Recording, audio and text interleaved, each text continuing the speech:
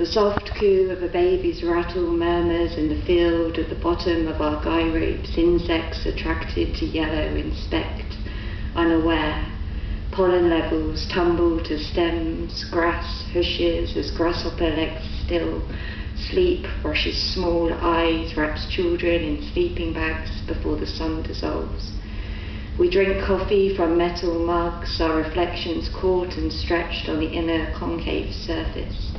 We are awake, see night creep into the campsite, make silhouettes of oak, elm, beech turn tents into small hills on indigo sky.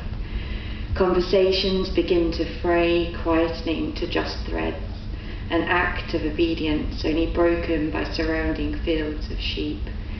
We are aware, see flames shrink beneath cinders, watch the features of each other's faces sink, rippling like pebbles into ashen pools.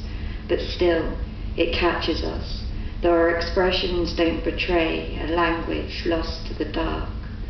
Moonless vault arches and places us like specimens inside a blacked-out bell jar. Only his whisper reassures, defines him. We are invisible, see nothing, and until morning, no one can see us.